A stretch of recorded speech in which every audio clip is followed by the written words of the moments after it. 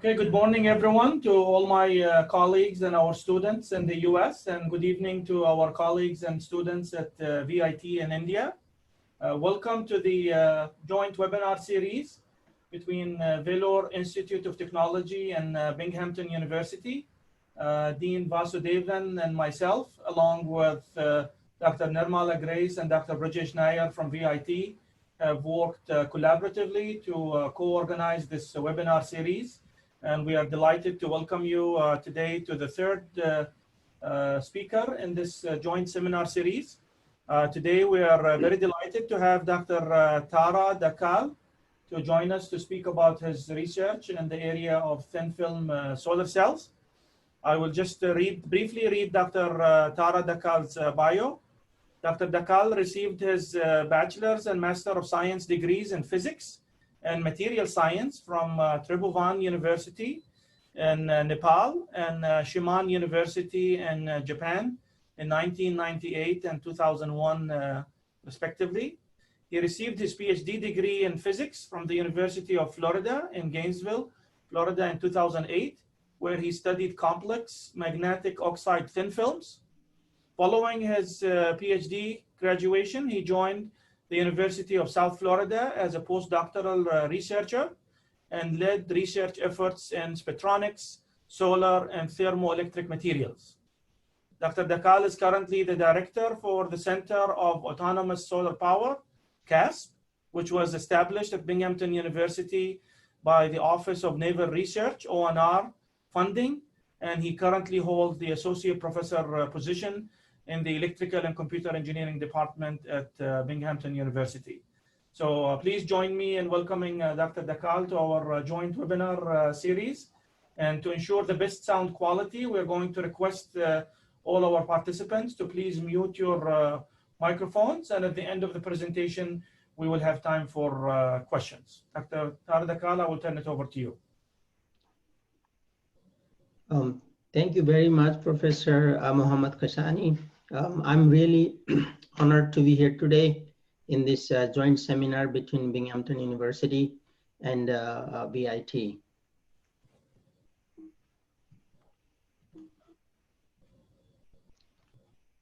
So first of all, I would like to give a brief overview of CASP Center, which I am currently leading.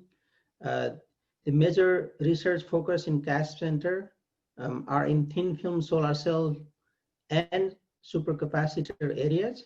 Especially in thin film solar cells, I have been working on organic, inorganic based perovskite solar cell, especially lead-free perovskites, which is supported by NSF. In addition, we are also working on quantum dot based LEDs, which are again perovskite based quantum dots. And recently, we are exploring printing perovskite for display applications. In terms of storage technology, we have two different areas. One is electrochemical, which are nanostructure based electrochemical cells. And another one, which we have a lot of progress, is dielectric thin film based energy storage technology. And overall, we also look into the reliability of thin film devices, both solar cells and storage technology.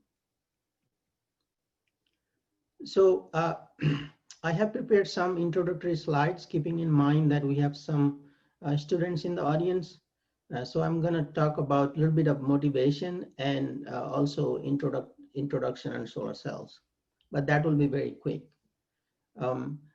This graph shows on the very right some of the sources that are finite, and most of the sources on the right are not only finite, they give greenhouse gases, and some are dangerous, especially nuclear power, and they're limited. On the left, we have this yellow disk, which is the sun. Sun provides 23,000 terawatt per year. That's a lot of power. And then within the disk, you can see other resources that are renewable. From some study, it is reported that by 2050, we will be needing 28 terawatt per year of power. That's a lot of power to, that is a lot of power, so which cannot be achieved by the finite sources that I showed you here. And in addition, we don't want to use all of these sources. We don't want to deplete them because they would give, there are other adverse effects such as global warming. So it makes sense to invest in solar cell. And if you are interested in solving this energy problem that we are facing day by day, it makes sense to work on solar cells because you have unlimited power from sun. The only thing that is required is to convert that power into the electric power. And as a matter of fact, when I see around, I see more and more solar cells being deployed these days. So you can see it, they are used in bridges and houses, airplanes, and even on the lake or sea. So let me now talk about, that was the motivational part. Let me talk about types of solar cells. First of all, the very common solar cells that you see on the roof are silicon solar cells. And they're very efficient. They're very stable, very efficient, but they're costly. I mean, although the cost is coming down, they're still costly. And one drawback is that crystalline silicon is very brittle. It cannot be made unflexible. But they are very efficient and stable. The another type of solar cells are called Concentrator Photovoltaic Cpv in short. This technology mostly uses 3,5 based compound such as gallium arsenide, and they're multi-junction. They're very tiny, but they're mighty in a way because they are 44.7%, almost 45%. So the way it works is they're very small and the sunlight is focused onto them. There is an arrangement here. You have a mirror that focuses the sunlight on a secondary mirror, and then it reflects back to where this tiny cell is. The focused sun is almost 300 suns. So what is 300 sun? So 300 sun is, today is a little bit cloudy in Binghamton. So if it is sunny day, it's a 10 a.m. sun is one sun. And if you concentrate that using mirror, you can make more suns like it is done here. So at 300 suns, they are 45% efficient. But we don't need to worry about 300 suns because this is free for us, right? The third type, which is actually could be the future of solar cell technology, called thin film solar cells. They are thin film. Their thickness is 100 times thinner than human hair diameter. They're flexible.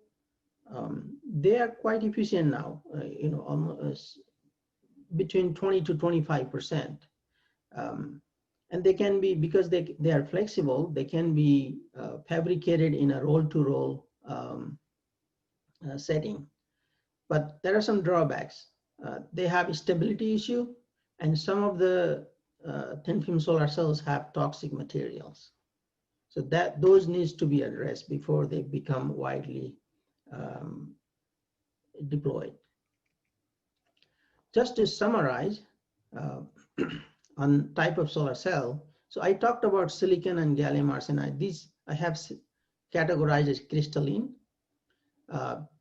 Silicon can be monocrystalline or polycrystalline, and gallium arsenide gallium arsenide based solar cells are also crystalline, and they are thick. This one thing is they are thick. Thin films, by their name, they are thin. Some of the common technologies are cadmium telluride. Sometimes people call it CATTEL. CIGS. In organic, we have Perovskites. This is a newcomer, a topic of today's talk as well. And dye-sensitized solar cells and amorphous silicon solar cells. These are thin film. So all these two different types can be made single junction. If you make a single junction, I will talk about these junction things a little bit later. And you can make them multi-junctions like we do in concentrated photovoltaics, or you can make them in tandem configuration, which means you combine two different solar cells so that they complement each other to improve the efficiency of the solar cell. For example, nowadays there is a lot of work going on in silicon perovskite tandem cells, and some people do believe that silicon perovskite tandem is going to be the holy grail of solar cell technology. So how do solar cells work? First of all, I want to just briefly talk about concept of band gap.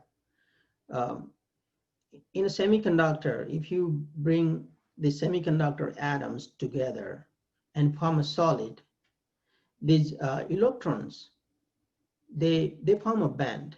Okay, this is a model anyway. So they form a band called valence band, and there's a conduction band. And in between the conduction band and valence band, there's a forbidden gap. Okay, no electrons, no quantum particles are allowed in this forbidden gap, also known as band gap. So this is a situation at 0 Kelvin. Completely, the conduction band is completely empty. The valence band is completely occupied with electrons. But if you raise the temperature of the semiconductor, the electrons from the valence band can be excited and they go to the conduction band, meaning that now they're free to conduct.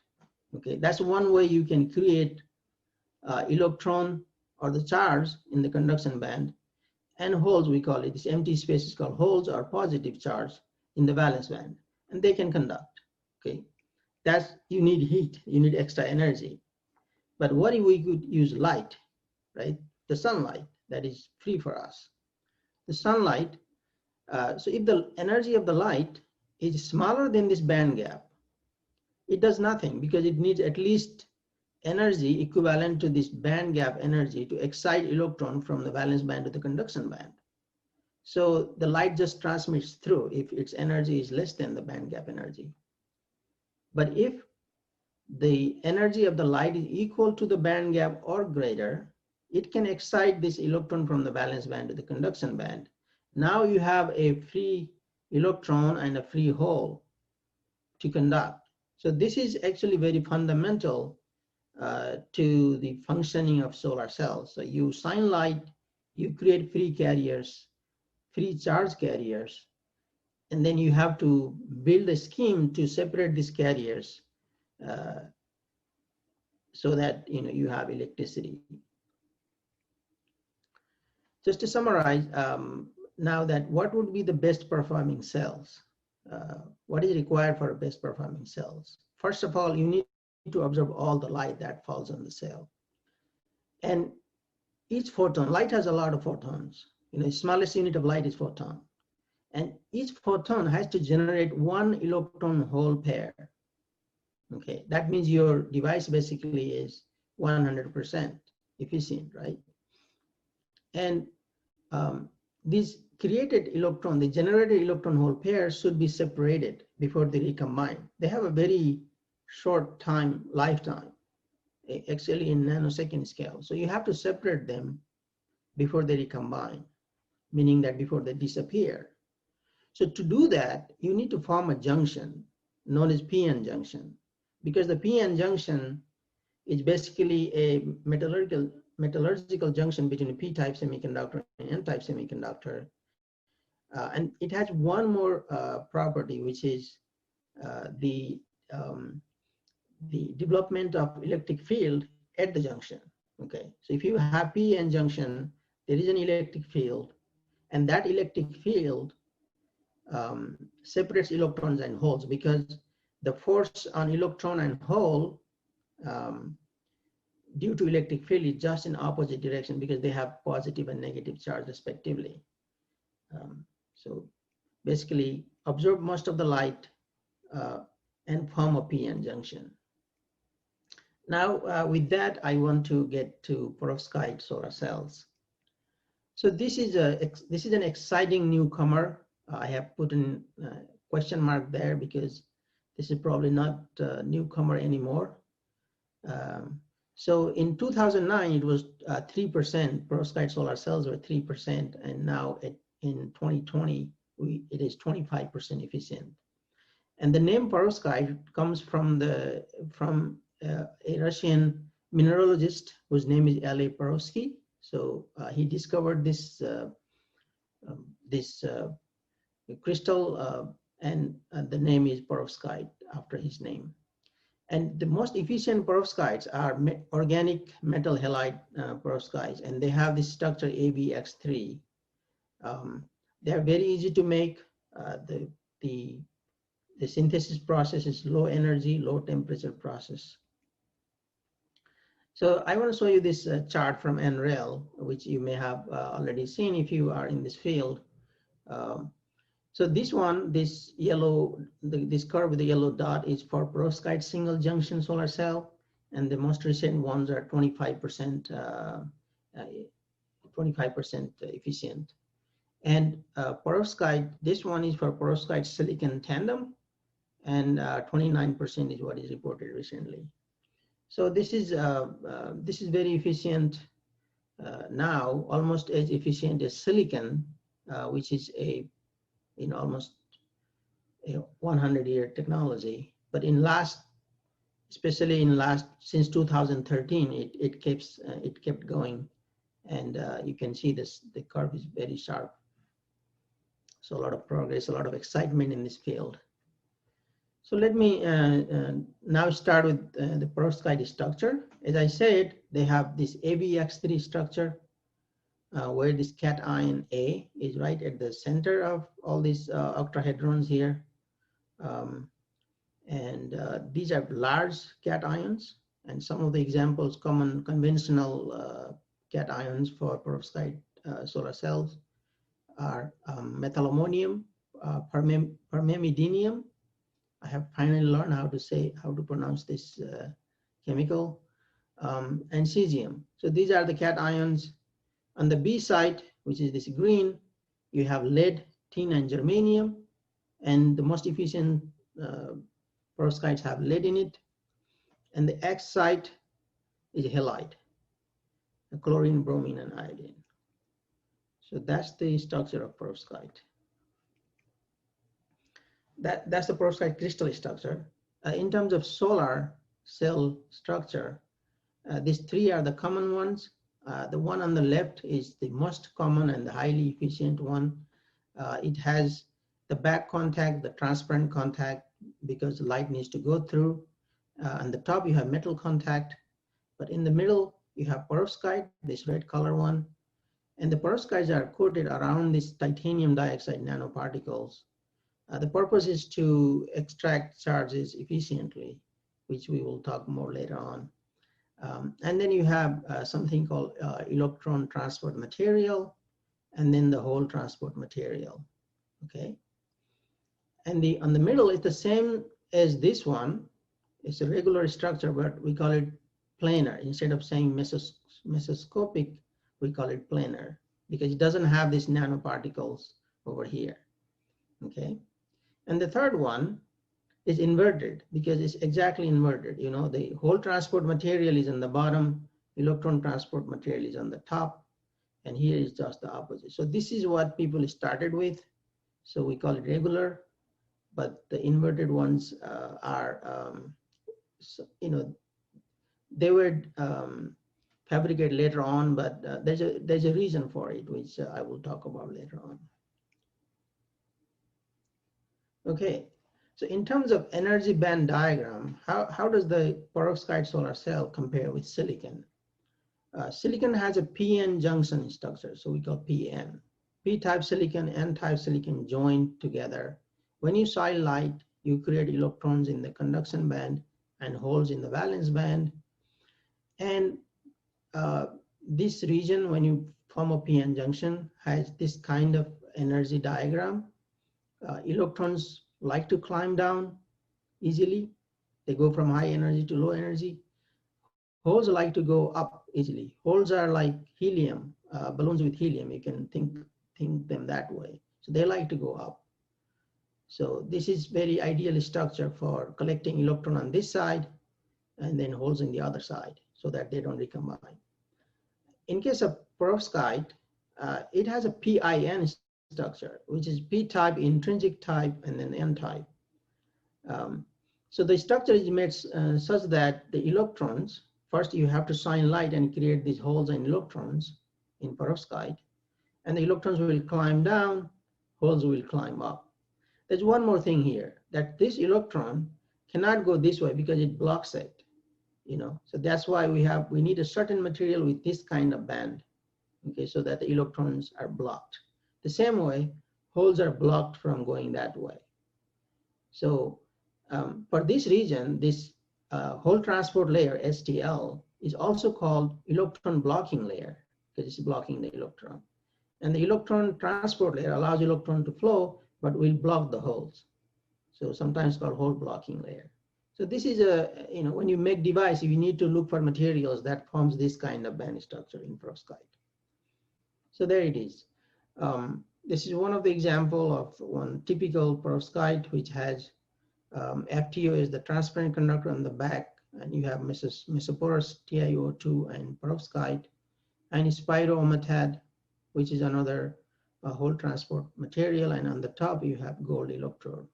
Okay, so you can see in terms of band diagram here, this is perovskite. So you have created, once you create electron hole pairs, electron will easily climb down, and holes will easily go up and to the cathode. So this is the energy band diagram for one typical perovskite solar cell. In terms of improving the open circuit voltage,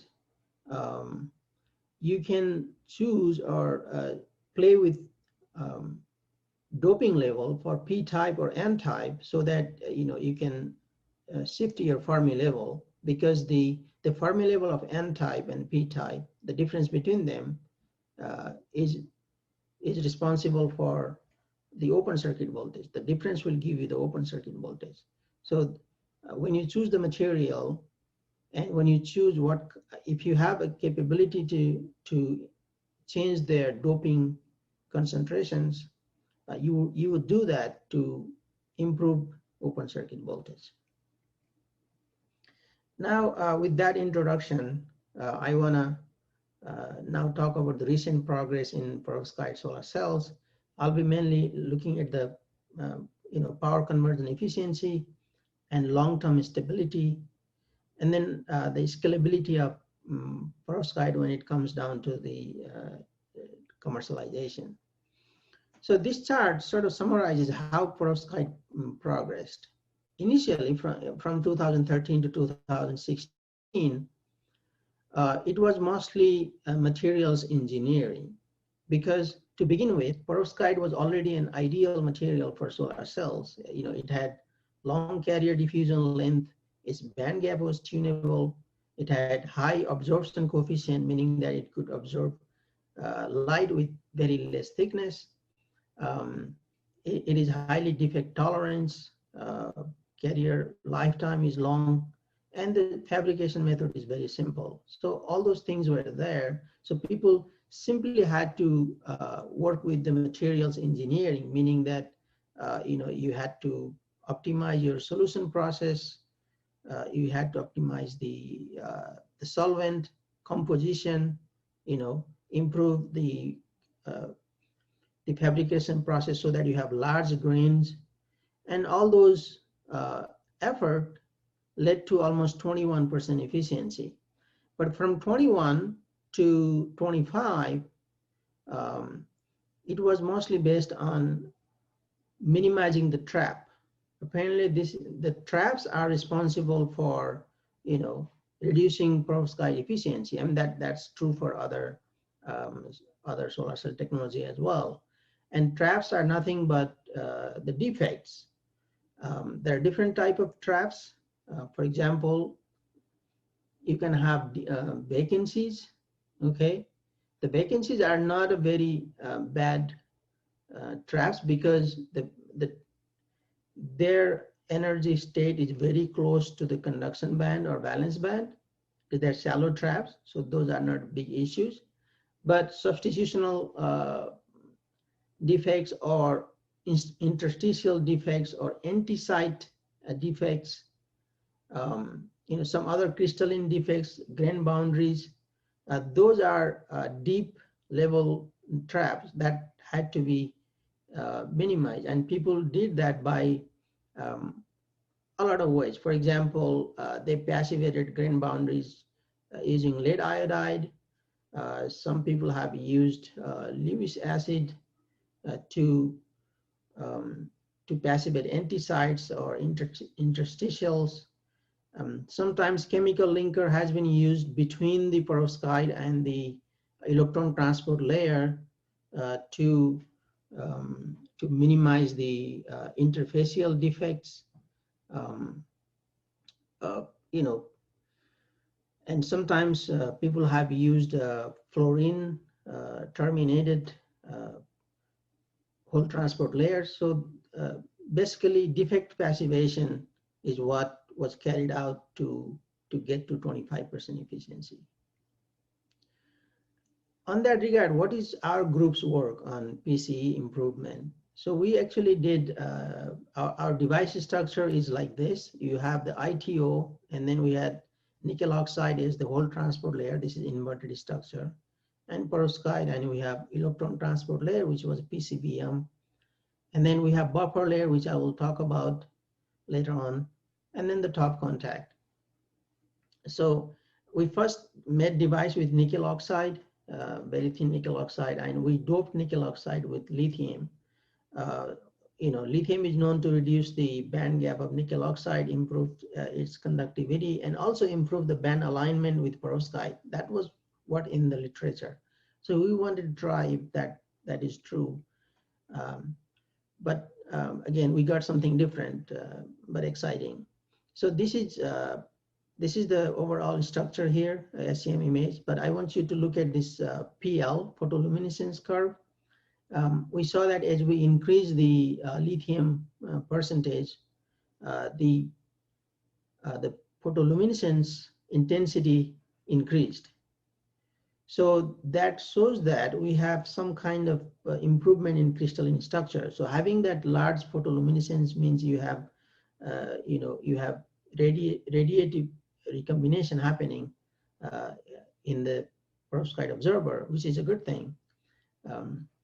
So it seems like having this lithium in nickel oxide improve the perovskite crystalline property. So this is perovskite coated on lithium doped nickel oxide. That is what we derived from that. But we wanted to make sure that we have maybe the band alignment has been improved. So we did XPS and UPS experiment and got data on where the Fermi levels are, and also we measured band gap of the material and work function. So all that combined, combining that, we form a band diagram, and it turns out that by doping lithium in nickel oxide, the overall band structure slightly changed, your Fermi level slightly shifted, but not much. It was more or less the same. Okay, so now looking at this device performance with different lithium concentration, we see that for 8% lithium, we had the best device, which was 19.3% efficient. For inverted structure, this is very high efficiency. And this improvement basically came from the fact that the lithium, being a very small ion, is the third smallest atom, right, in periodic table. It easily diffuses from the nickel oxide to perovskite, and it passivates some of the, probably dangling bonds or some surfaces around the grain boundaries, which is, again, it's something we think that more experiment has to be done to exactly say what lithium did to the perovskite structure. But our initial hypothesis that it would improve the conductivity of the intrinsic nickel oxide and also align the energy band to achieve better device performance was wrong. What we found is that lithium actually basically passivates some of the defect states such as traps. But what type of traps is something that we are studying now. So the another thing is long-term stability. Because the perovskite efficiency is already very large, we need to look into the long-term stability, because perovskite breaks in because of light or moisture or temperature. There are a couple of things we need to work here. One is, of course, the encapsulation. So you have to encapsulate the device so that the water doesn't get into perovskite. Number one. Number two is you need to look into the interface. You have to have these ETL and STLs, possibly inorganic, which are water resistive, and also modify perovskite. And I'm going to talk about what modification of perovskite means. There are some inherent instabilities in a perovskite. For example, ion migration. That is something that needs to be taken care of if you want to say that perovskite is 25 years. Perovskites have 25 years lifetime. Another is metal diffusion. This is very common in perovskite. So you need to have a diffusion barrier sorted out. You need to work on the ion migration. So those are more fundamental perovskite issues. And how do we do it? We actually came up with this three-pronged approach. One is the structural engineering, which requires to make a good crystalline structure, making sure that the tolerance factor, known as the Goldsmith tolerance factor, is in the right range, and also octahedral factor, which is not commonly reported, which falls into this range here. So with that in mind, people have made devices, and without encapsulation, their efficiency have remained fairly same for almost 500 hours. So that is one approach. Another is dimensional approach, which means having 2D and 3D perovskite together. Okay, now in recent years, people have started to look into two-dimensional perovskites. And two-dimensional basically means you have this, if you have one layer of this organic layer, that's one-dimensional. And if you repeat this one more time, that becomes two. And if there are three, it is three. Well, it is n equal to 3. It doesn't mean it's three-dimensional. Okay, these are all two-dimensional. But if n becomes infinity, then it becomes three-dimensional. Okay, and people have used just have that on the top of 3D perovskite. So you have a 3D perovskite, but on top of it you have this 2D. And the thing is, if you have the problem is 2Ds are very stable against moisture, but they have larger band gap, so they won't perform as well. So you can see that when you increase the number of ends, the stability goes down. Of course, the efficiency goes up. So you have to have the 3D to give the highest efficiency possible, and on top of it, you can go 2D to make it moisture resistive. So that's the approach that needs to be taken. And to that regard, what is our group's work? So we have worked on these buffer layers, which are coated by atomic layer deposition. We tried 3 different buffer layers: zinc oxide, titanium dioxide, and aluminum oxide, to see two things. One is, do they help to extract charge carriers? Do they help in charge transport? Number one. Number two is, we know that some of these, for example, titanium dioxide and aluminum oxide, are moisture resistive.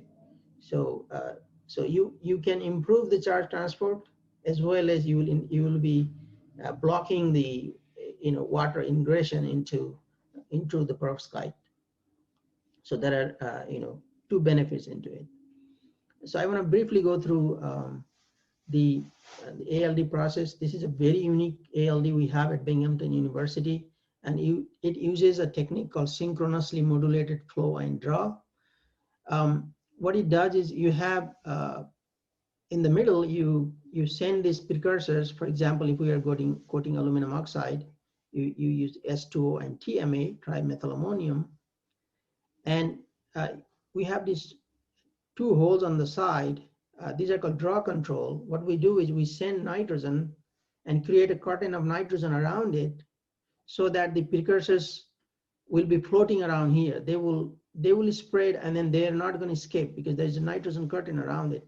So these holes, you can see nitrogen is circling around here, trapping these precursor material so that the uniformity is very good. We can coat very uniform film in 8-inch wafer using this tool.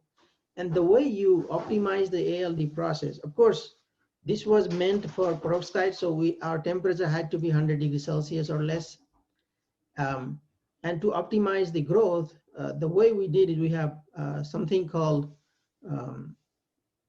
pulse and push. So you have a pulse time. First, you change the pulse time, the time that you pulse the precursor, and look at your thickness variation from the center of the wafer to the edge of the wafer. And you can see by working on the different pulse, you have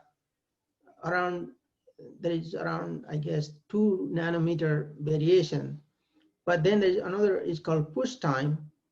So that means that how long you let this, first your pulse time, and how long you push it, meaning that how long you let the perovskite stay there. By working on that, by optimizing that, we were able to get around 0.5 nanometer uniformity from the center to the edge. So this is how the process was optimized.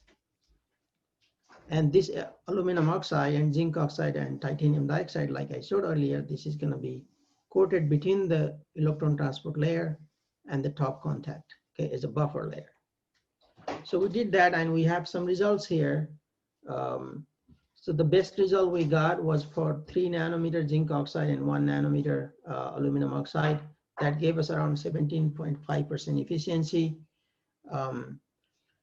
So this is very good because you have the aluminum oxide there that will protect the whole device from from moisture, and at the same time, it's actually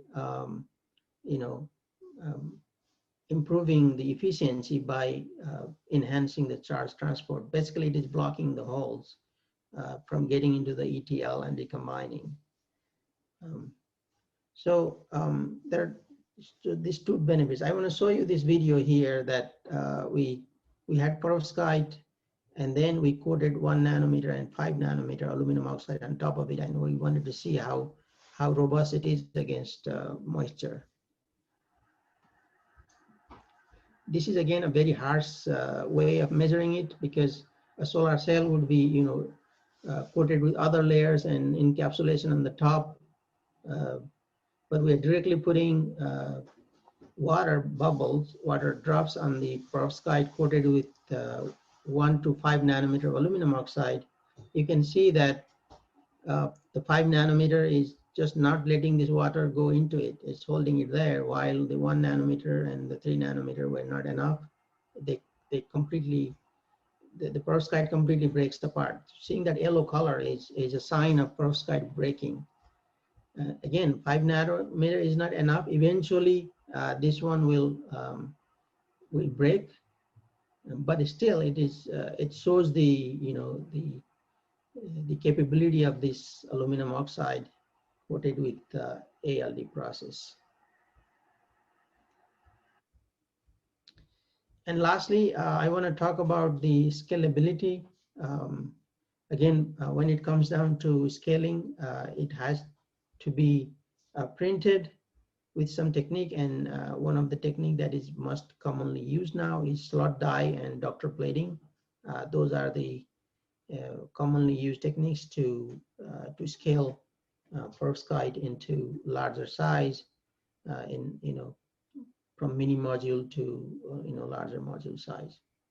So you can see the data over here that shows that slot die and doctor platings are slot die is the one that is showing better result compared to others, but I have seen people in this field who are working to scale up, basically looking two different two techniques. One is slot die, another is doctor plating.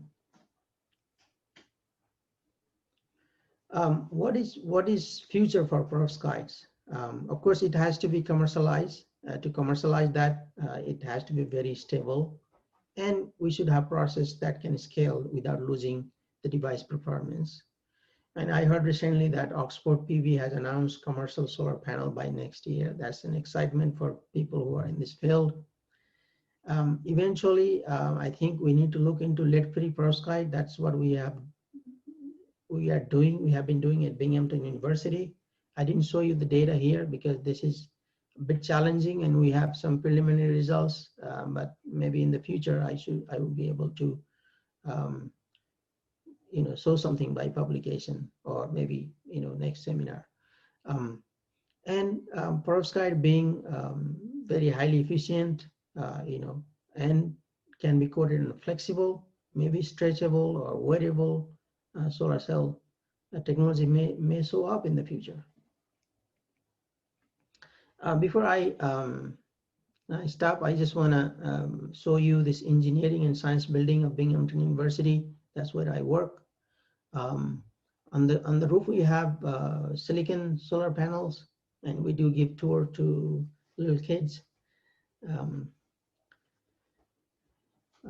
And on the front, the facade of the building, I heard is organic solar cell, transparent organic solar cell.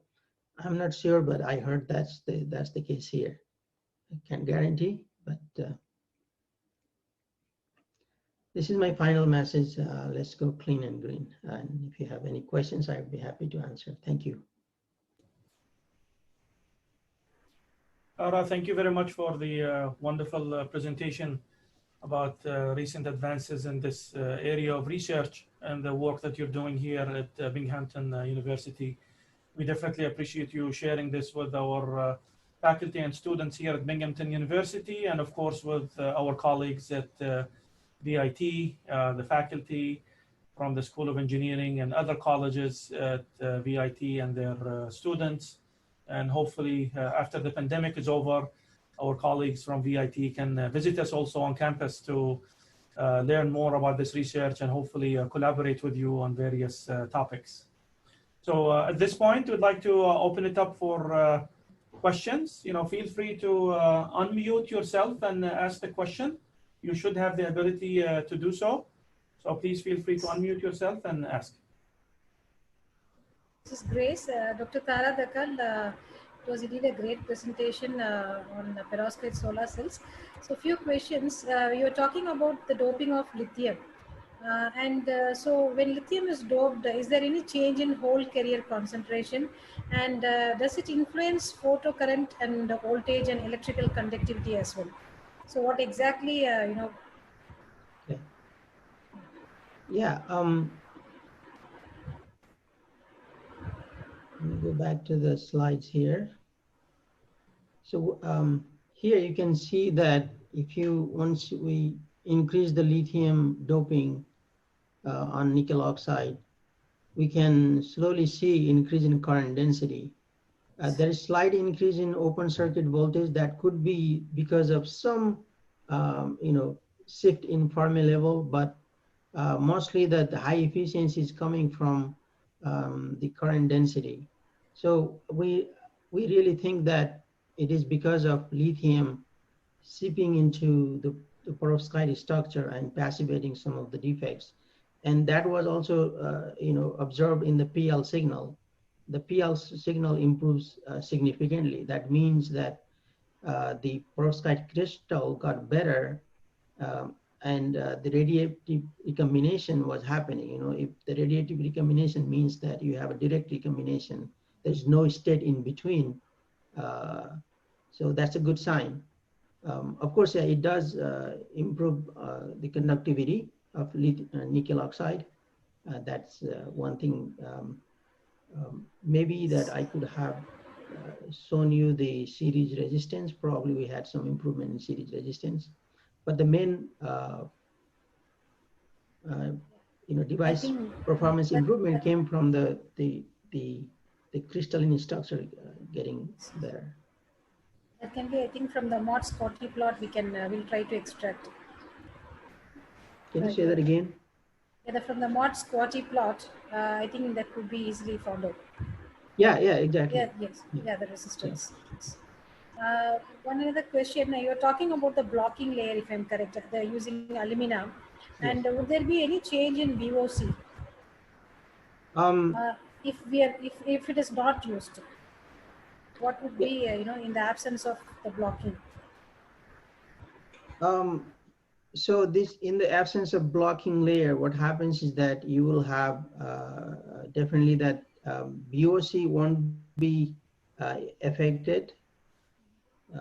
It's mostly there are two things will happen if you don't block. One is you will have hysteresis, right? So if holes are going to the ETL and then recombining with that, so your charge collection would be asymmetric. You will be collecting more holes on the bottom than the electrons. So that is the reason that the perovskites have hysteresis when you do the forward and reverse scan. Yes, So that is in our device. I didn't show you the data here, but we didn't have hysteresis. So that shows that actually the aluminum oxide is acting as a blocking layer, so that your charge extraction from both sides is similar. But VOC is more of a, more of a perovskite fundamental property, right? I mean, you can shift it a little bit based on the ETL and STL, but it mostly comes from the quality of perovskite crystal. And you can see that actually VOC, I mean, the change is very small here, but didn't change much, but mostly that the change came from the improvement in fill factor and improvement in current density. last question, when you're using this buffer layer, have you tried to study the stability for over a period of time? Was it really improving? That Yeah. should be challenging as well. Yes, that is challenging. The video I showed you, I mean, Yeah. that was done in 1.5 minute, and I could already see even for 5 minutes aluminum oxide that is starting to break. But it shows the promise for the overall encapsulation. The issue that we are facing, like other people are facing as well, is the metal diffusion. That the perovskite the aluminum oxide process is 100 degrees Celsius. At that temperature, metal starts to diffuse to the perovskite. So we are trying to address that right now. Looking into different metal diffusion barriers.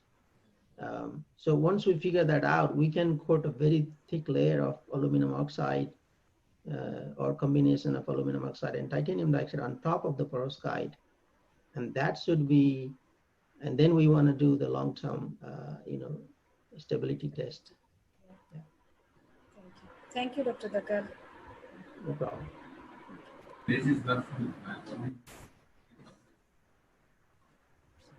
This is Dr. Rajesh Electron.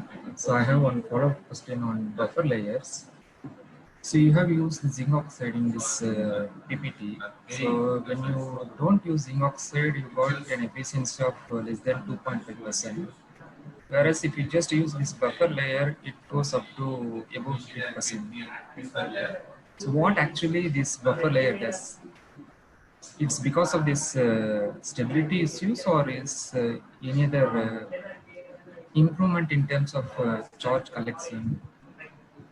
Yeah, I think that just looking at the buffer layers, it has nothing to do with I believe nothing to do with stability. Stability is just another advantage we have having these buffer layers. So, like I said earlier, these are basically blocking the holes. That's what we believe. But you already have an electron transporting layer. So apart from this one, there is already electron transport layer, and they're very thin, and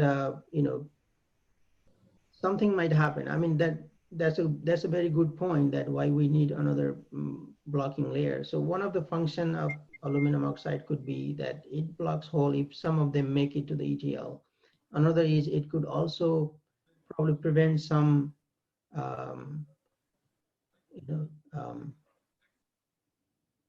metal diffusion from the top while we are coating metal from the top. But mostly, if I go back to the here, that for any region, you can see that, I mean, PCBM is a fairly good hole blocking layer, but for any region that they make through the PCBM, they can block it here, right? The aluminum oxide can block it. It's a pretty thin and pretty big in terms of the hole blocking. Yeah. So without using an electron blocking layer, have you tried using only this buffer layer? Can you say that? I'm having a hard time to hear your So audio. without using an electron transporting layer, that is PCPM, have you tried with only with this buffer layer on top of perovskite? Okay, that's It's almost does the same function. Yeah, I think that is something that we are thinking to try, and we know that from what I showed you earlier in the video, that we can actually coat these buffer layers directly on top of the perovskite without damaging the perovskite. Yeah, that is something we are thinking to try as well. Can I ask two more questions? The issue here is that the aluminum oxide, we cannot only use aluminum oxide, it has to be combined with zinc oxide because of the conductivity issue, which you might have already noticed. Yeah, go ahead. Is it amorphous ditanium dioxide or zinc oxide, or it is crystalline? Is it amorphous? Did you ask? Is it amorphous? Yeah. Yeah, zinc oxide is not amorphous, it's crystalline, but the aluminum oxide is amorphous. What's the processing temperature used to make? 100 degrees Celsius. Okay, one last question. Whether is it done under controlled environment or it's carried out in open environment, this processing, synthesis of this perovskite, because we face a lot of issues without using glove box. Perovskite part is done in the glove box and PCBM. After that, it is not controlled. We just take it out, take it to the ALD, do it, and then take it to the thermal evaporator. So it's a pretty, other than perovskite and PCBM, it's all open.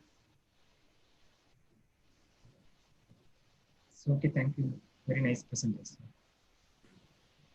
Dr. Tara, we also have a question in the chat that was sent to me from Mr. Subankar Sen. Okay. He's asking about what is the perovskite material that you used in your research? Okay, so the perovskite material is called triple cation based perovskite, which has methylammonium, permetaminium, and cesium, combination of those three on the A side. And then lead is on the B side, and as a halide, we have combination of all, actually iodine, bromine, and chlorine. It's a mixed large compound. Okay, thank you very much. Any other questions from our colleagues at Binghamton or VIT?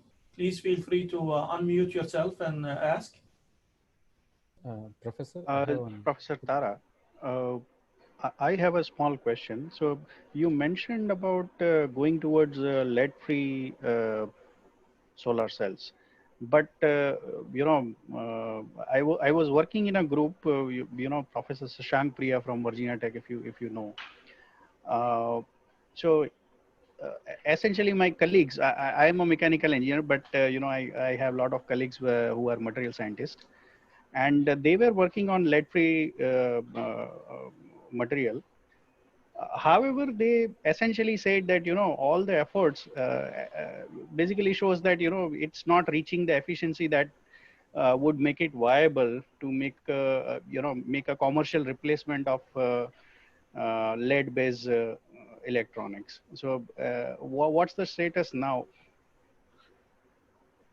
Yeah, I think that's a good point. It's very challenging because that if you look at the column 4 of periodic table, you have lead, and on the top you have tin and then germanium, right? So those are the options, tin or germanium. If you go above tin and germanium, the 4+ state is more stable. Yeah, and then lead is, we want 2+ state. to be stable so that the perovskite structure is formed. But the thing is that of course there are challenges. The way we are approaching this is first thing is you have to form it. You have to form the structure. And the second thing is you have to protect it as soon as you form it. So our approach is more into the quantum dot based approach. So form the quantum dots in an enclosed environment, in a controlled environment, and have these ligands so that the ligands which are moisture resistive ligands and conductive ligands. So you encapsulate it before you basically take it out, right? They're already encapsulated. And then once you have that quantum dot, then you can make a film. And the advantage of having quantum dot is this. Let's say if you make a film with quantum dots, and if one or two of the quantum dots degrade, it's not going to affect others. One can go bad, but you still have others. That's one approach that we are taking right now. The second approach is having a very thin film. Of course, it has to be a quantum dot level thickness, and then encapsulate it. So having, like reduce the dimension so that it's very, very thin, few nanometers, and have encapsulant, maybe using ALD or something like that. It has some disadvantage, meaning that if somehow at some point it breaks and the moisture can get into it, it will destroy that lead-free perovskite faster than the normal perovskite. So basic idea is the stability of the structure. First, you have to form it, and as it is formed, it has to be already protected. So that's the challenge, and what you heard from your colleague is right. That's what I would say. And we have made some progress. We are not making devices yet, but we are basically focusing on stable quantum dot synthesis. We like to take up the challenge and let's see where it goes, but it's definitely challenging. I agree with you. Yes, sir. So what's the current efficiency for lead-free options? Lead-free, I heard in some literatures 12%. I think it was 8%, 8 or 12. I think somewhere there.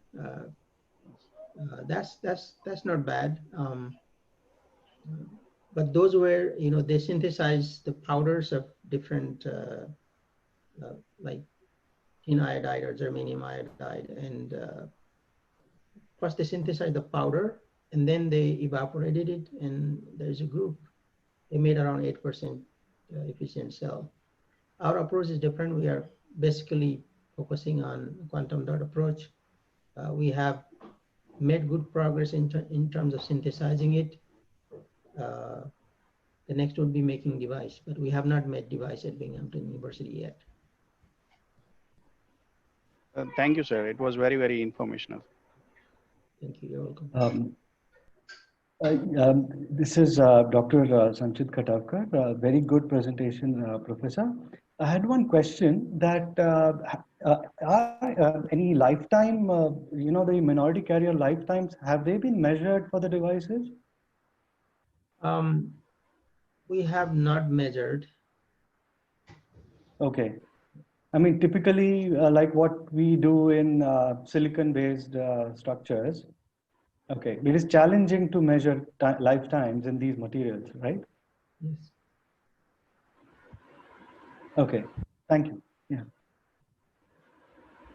Tara, we have two questions in the chat. One also from Mr. Suvankar Sen. He's asking if you measure the contact angle on the champion layer. Contact, you mean, okay, so it's the, I mean, after the drop is casted, that's what you're talking about? Mr. Suvankar Sen, would you like to clarify your question?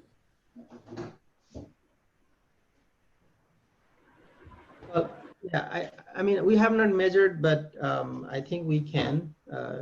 That should not be I will reach out to, I can reach out to my colleagues in chemistry and measure the contact angle. Okay. Okay. Great. And another question from Mr. George Jacob.